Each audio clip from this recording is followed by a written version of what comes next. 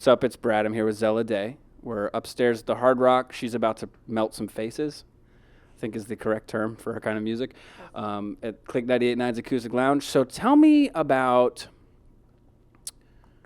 I mean, you're what? Like, you're 20? Yeah. Why do you make squinty face when you say that? I'm just trying to remember. I'm like, what? All right, you're not even an adult yet? Yeah, I'm 20. How old do you think I am? I think you are 28, 20. I think you're 29. I think you're 29. 28.75. 0.75. That's what I wanted to say. 28 and 3/4. Where were we going with this? How old I'm are you? 28. Are you really? Yeah. Are you really? Everybody usually guesses 37 because I'm. No, but really, are you 28? Yes. Okay, cool. Do you want to see my ID? No, I don't want to. I can buy you beer. It'd take me a second to calculate the year and stuff. I could buy you beer. No, you don't need to buy me beer. I can buy my own self beer. Do you drink beer? I don't drink beer. I don't like beer very much. Me either. No. It's for girls. Yeah, is it? Really? Yeah. I don't think that's true. It is true. Okay. Real men drink mixed drinks because they That know. are pink. Yes, because it gets done. You get it done faster. Yeah, totally. It's an efficiency thing. Yeah, sure. Okay, so you drink mixed drinks. That's what you like. Good. Okay, and you're 28. I like how this interview is going. I almost handed you the mic just now and said, "What do you need to know? Yeah, seriously. Do you need me to sign anything?" Oh, God. Yeah, I've already signed it. It's right there. Oh. With a flaming mushroom next to it. Oh, cool. I've never done a drug in my life, and I still draw flaming mushrooms. Was that your face, too, spinning? No, I don't know who that is. Oh, okay. All right. We're interviewing Zella Day right now. Tell me about the process of putting this album together. The process of putting this album together. Well, I think, let's see. Well, I guess it goes back to the very beginning of just when I started writing music. I know that's sort of a little in-depth, but it's true. I think everybody's first record is like that. You take all of what you know, what you've learned, and who you've come to be as an artist and put it into your first record. And your second record is very different because when people have your first record, you start to kind of understand what your listeners want, and you kind of start to build a relationship with them based on your first record. So my second will be very different than my first. My first, I just, it's like the past 20 years of my life into an album. You don't remember the first few. Come on. I remember the first 17. The first 17 years. But it was cool. I started writing the record about a year after moving to LA.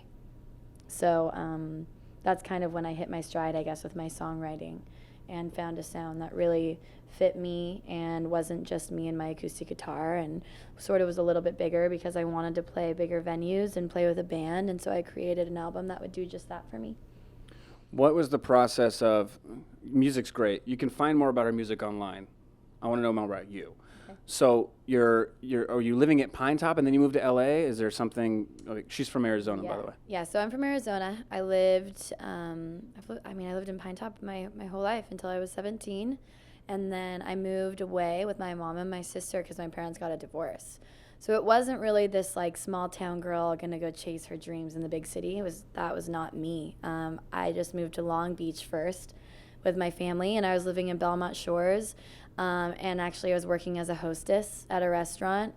And then I started recording out of LA with a couple of producers that I knew before I even moved to California, and I actually just moved up to LA and moved out about a year ago by myself. So it just, it's been an organic process of finding my people and figuring it out there. I mean, the pace has definitely changed since moving to California for me. With the pace change, I mean, you're up here. Are you on tour alone right now? What do you mean by alone? You're this is your tour. Yeah, I'm headlining. That's huge, right? It is huge. It's huge just because at the beginning of this year I was opening up for a band and then opened up for another band, and then now I'm headlining all in the same year.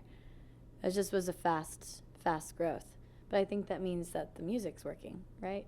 Yeah, and the internet works. Yeah, and the internet. Yeah, and a lot more. Music's second. The internet's working and music's good. No, that's not the point. The point is the music's really good, so the internet likes it and makes it big. Totally. The thing is that kind of life pace change can really screw with somebody. Mm-hmm. So is it screwing with you? We're going to see some meltdowns or anything? I've had my meltdowns for sure. To be completely honest, this is not easy. Touring's really hard. I think especially if you're a girl and you're on the road with 6 men, it's different. It's different for me. I'm not used to that. I mean, coming out to California, my mom, my sister, and I lived in an apartment, and we called it the Babe Cave. There's a lot of feminine energy going on around those parts. So, yeah, it's different. I'm like gone for a month straight, and that means van time and then just a different hotel room every night and then playing shows. So you're trying to kind of perfect the art of keeping your energy up and like keeping the energy fresh so that every night people feel like you want to be there. Right. And I do want to be there. It's just sometimes it's hard mentally. It's draining. It's a different thing than writing music in a studio. Being on tour is a different world. Do you think that you're making, I mean, this question might sound stupid and obvious, but do you think you're making memories now that will create that second album, or are you a little more technical?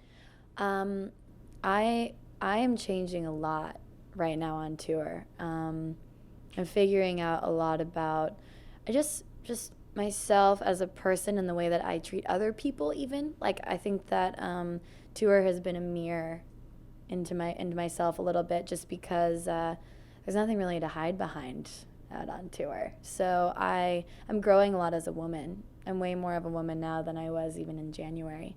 So, because I'm having to take care of myself and the people with me in my band and making everybody feel like okay, because it's sensitive and fragile being out there. Everybody in the van, including myself, wants to feel comfortable and safe, and so we have a responsibility to each other. And so it definitely has caused me to kind of step up as an adult, you know?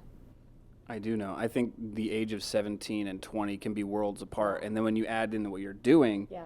you might as well be having the experiences of a 30-year-old. Yeah. I mean, it's worlds apart. No, true. And I've always kind of lived in an adult world. I think that touring for me maybe isn't as scary as it could have been because, I mean, I started traveling for music when I was about like 15. I was like living in Pine Top and getting flown out to Nashville every month and writing. And so I started to kind of distance myself from my peers when I was really young, just because I was in this adult world of the industry and writing and spending time with adults and just kind of having to be an adult to present myself in a professional way. Because, you know, I mean, breaking into the industry is not easy, and there's a lot of people, and you have to kind of have skills well beyond your years, I guess, because there's no time to be a child. And if you want to be a child, I mean, I don't know, it's just might be a slower pace for you. One last question for you, because I want to see you melt faces downstairs. When you get into music, everyone has this kind of picture that they have in their head of what being in music is. Yeah. And then they get into music and they realize, oh, this is a business. This Yeah. isn't that documentary I saw that one time about Yeah. sex, drugs, and rock and roll. This is actually about living and making money. So what has that been like for you, like discovering that? That has been probably, like when we talk about tour and you talk about and ask about if tour is hard, I think that is the hard part about it is it's just there's a corporate side, and sometimes like art and commerce don't really work together. And since I started working with a label even, it's like there are a lot of people that are invested into this project now, and it's not just me. It's not as easy as just sitting in my room and writing music and being just okay with that. I don't want to and do proud that of show. myself. Yeah. Exactly. I don't want to do it. But there, like, I'm holding up a lot, and I think that is a part of tour that sometimes really gets the best of me, because not being home makes me feel a little scattered, and there's so many things that I'm thinking about as far as like, I mean, the internet and like social media presence and playing these shows, and it is a job. It is really hard, and it's a good thing that I love it so much, because I'm never gonna quit. So I was definitely like born to do this, and I will always play music, and I don't think I came as far for nothing. So I'm not going to let the hard times get me down, Brad. I'm gonna keep working hard. That's a good stopping point. You think? Are we good there? Good. I think we're good. This whole thing makes it in. Like me asking you if we're gonna stop, it all makes it into the interview. Right? Good. Okay. Cool. It's real, because This we're in is nice. Seattle. Yep, we're still in. Click Over 989.com. and out. Go see her performance, and then also rewatch this interview, because you didn't catch it all.